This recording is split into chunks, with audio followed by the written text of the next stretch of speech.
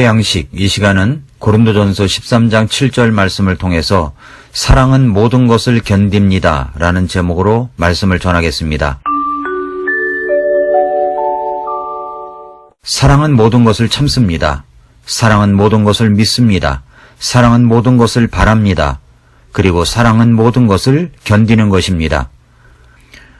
고린도전서 13장 7절 말씀은 사랑을 이렇게 말씀하시고 있습니다.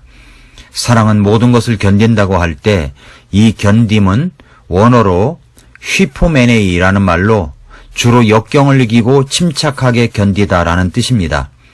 그러니까 이 단어는 위험하고 곤란한 상황 속에서도 참고 견디며 소망 중에 기다리는 것을 뜻하는 것입니다. 사랑은 모든 것을 견디는 것입니다. 이 말씀 속에 들어있는 것은 두 가지 내용이 들어있습니다. 첫째로 위험하고 곤란한 상황일지라도 참고 견디는 것입니다. 우리는 참다, 견디다, 인내한다는 말을 쓸 때 두 가지 종류가 있다고 말씀드렸었습니다. 하나는 사람에게 오는 곤란한 상황, 핍박, 비방이나 모욕을 참고 견디는 것입니다. 또 하나는 환경에서 오는 곤란한 상황을 견디는 것입니다. 고린도전서 13장 4절부터 7절에서는 사랑에 대한 덕목 15가지를 소개하고 있습니다. 우리는 그동안 이 15가지 덕목에 대해서 살펴보고 있습니다. 지금까지 우리가 살펴본 사랑에 대한 덕목은 어떤 것입니까? 4절에서 말씀하시고 있는 것은 사랑은 오래 참는 것입니다. 사랑은 친절한 것입니다. 사랑은 시기하지 않는 것입니다. 사랑은 자기를 자랑하지 않는 것입니다. 사랑은 우쭐대지도 않는 것입니다. 5절에서 말씀하시는 것은 사랑은 무례히 행동하지 않는 것입니다. 사랑은 자기 것을 추구하지 않는 것입니다. 사랑은 쉽게 성내지 않는 것입니다. 사랑은 악을 생각하지 않는 것입니다. 6절에서는 사랑은 불법을 기뻐하지 아니하는 것입니다. 사랑은 진리를 기뻐하는 것입니다. 7절에서 사랑은 모든 것을 참는 것입니다. 사랑은 모든 것을 믿는 것입니다. 사랑은 모든 것을 바라는 것입니다. 여기까지 14가지의 덕목입니다. 그리고 이제 오늘 그 15번째 사랑의 덕목이 사랑은 모든 것을 견디는 것이라고 말씀하시고 있습니다. 사랑은 모든 것을 참으며 모든 것을 믿으며 모든 것을 바라며 모든 것을 견디는 것입니다. 모든 것을 견딘다고 할 때 그 견딤은 사람에게서 오는 역경들, 예수님을 믿기 때문에 당하는 고통과 시련들 모두를 포함하고 있습니다. 사랑은 그런 것을 견디게 하는 것입니다. 여기에서 견딤이라고 하는 것은 오래 참는다는 것보다 더 훨씬 강력하게 견디는 것을 말합니다. 우리는 주님을 따라가는 사람들입니다. 주님을 따라간다는 것은 우리는 결혼 생활에 비유해서 생각해 볼 수가 있습니다.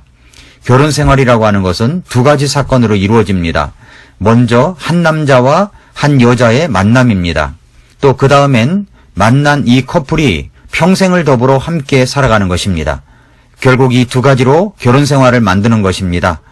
우리나라의 전통적인 결혼관으로 이야기한다면 한 여인이 지아비를 만나고 한평생 지아비를 따르는 것, 그것이 전통적 결혼관에 의한 부부 생활입니다.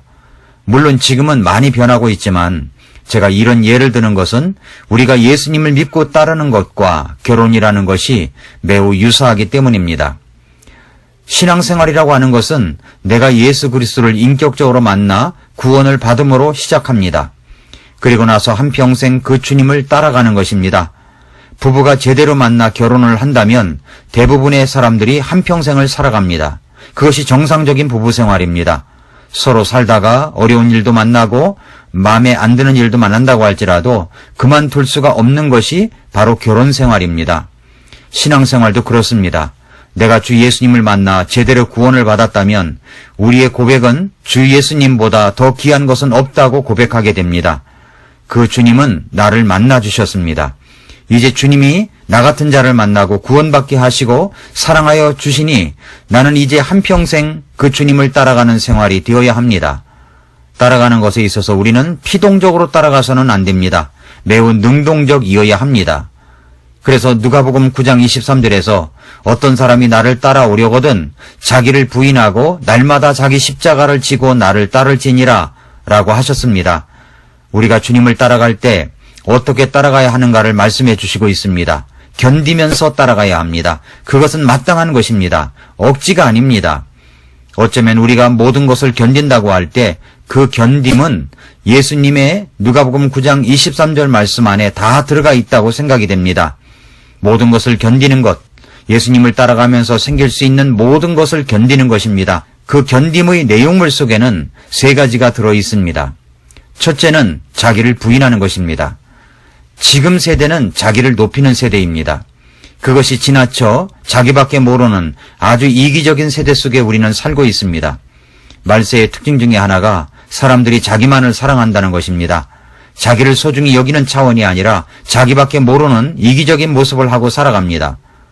그래서 지금 이 세대를 미 제네레이션이라고 합니다.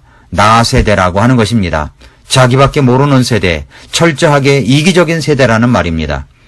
이런 세대를 풍자하는 유머가 있습니다. 유치원 다니는 아이가 엄마에게 엄마, 나 맞아? 라고 괴상한 질문을 했답니다. 너가 너 맞지 무슨 소리야? 라고 엄마가 말하자 아이가 하는 말이 그런데 엄마는 자꾸 나를 너라고 그래? 나라고 해야지 라고 했답니다. 사람들은 나밖에 모르는 세대 속에 살고 있습니다. 나밖에 모르는 사람들이 넘쳐납니다. 그래서 공주병, 왕자병, 왕비병이 생긴 지 오래입니다.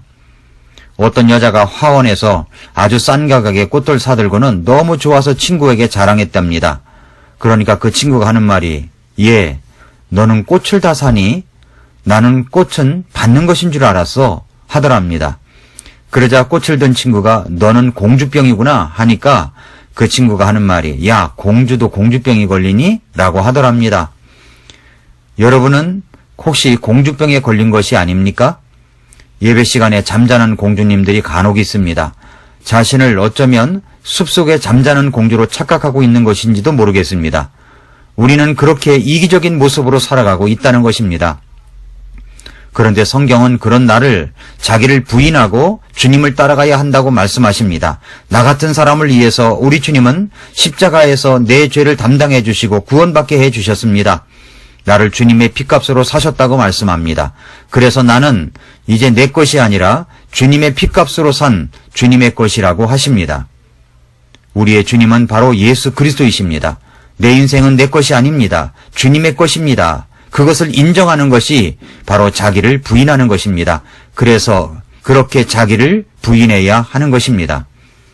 둘째는 자기 십자가를 지라고 하십니다. 십자가는 죽음과 부활의 양면성을 다 갖고 있는 것입니다. 십자가를 지라고 하는 것은 단순히 고생이나 고난을 진탕받으라는 말이 아닙니다. 자기 십자가를 지라고 하는 것은 내 자신의 뜻을 뒤로 하고 오직 하나님의 뜻을 받아들이는 것을 말합니다. 우리가 하나님의 뜻을 받아들이는 삶, 하나님의 뜻을 순종하는 삶을 살기 위해서는 먼저 자기 자신으로부터 자유로워야 합니다. 자기 자신에 대해서 죽은 자는 스스로에 대해서 자유롭습니다. 자신에 대해서 자유한 자들은 진실로 하나님의 뜻을 받아들이고 그 뜻 앞에 순종할 수 있습니다. 나를 향하신 하나님의 뜻을 이루기 위해서 그 뜻 앞에 순종하고 자신을 드리는 삶을 날마다 결단해야 합니다. 날마다 자신의 고집과 뜻을 꺾고 하나님의 뜻 앞에 자신을 바쳐야 합니다.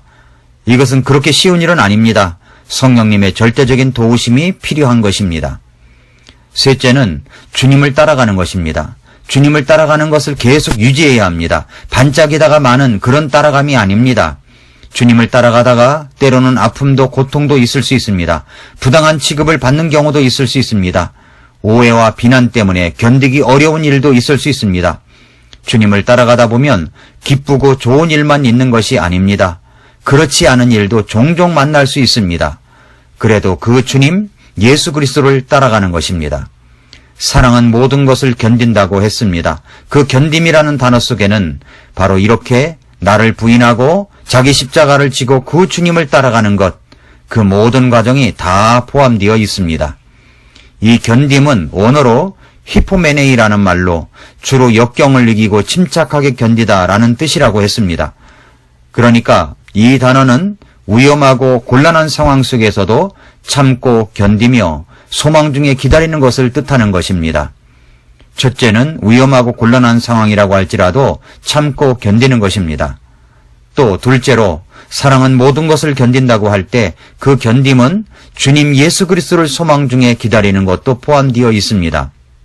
견디는 이유가 무엇입니까? 그 견딤의 끝에는 소망이 있기 때문입니다.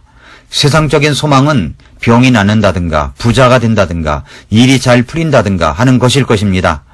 그런 것도 극한 고통 속에 있는 사람에게는 소망이 될 수가 있습니다. 그러나 여기에서의 소망은 우리 주님 예수 그리스도를 기다리는 것을 말합니다. 성경은 소망을 강조합니다. 히브리서 11장 믿음장에 보면 믿음으로 할 수 있는 양면성을 이야기합니다. 하나는 믿음으로 큰 성취를 이루었다는 내용입니다. 또 하나는 그 반대인데 믿음이 있는데도 불구하고 불리한 것들, 죽음들도 맞이하였다는 내용입니다. 히브리서 11장 35절부터 38절에 보면 여인들은 자기들의 죽은 자를 다시 살려서 받기도 하며 다른 이들은 고문을 당하되 더 좋은 부활을 얻으려고 구출받기를 원치 아니하였으며 또 다른 이들은 심한 조롱과 채찍질 뿐 아니라 참으로 또한 결박과 옥에 갇히는 시련도 겪었으며 돌로 맞기도 하고 톱으로 잘리기도 하며 시험을 받기도 하고 칼로 죽임을 당하기도 하며 양 가죽과 염소 가죽을 입고 떠돌아다니며 궁핍과 고난과 고통을 당하였으니 세상은 이런 사람들에게 합당치 아니하였느니라. 그들이 사막과 산과 동굴과 땅굴에서 떠돌아 다녔느니라 라고 했습니다. 이런 생활 너무나 고통스러운 생활이 아니겠습니까?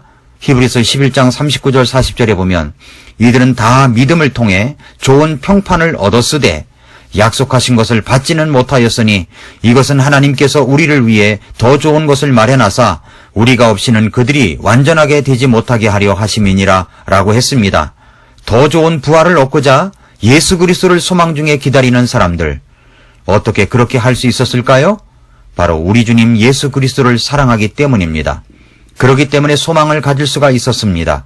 사랑은 모든 것을 참습니다. 사랑은 모든 것을 믿습니다. 사랑은 모든 것을 견딥니다. 그리고 그렇게 사랑은 모든 것을 견디는 것입니다.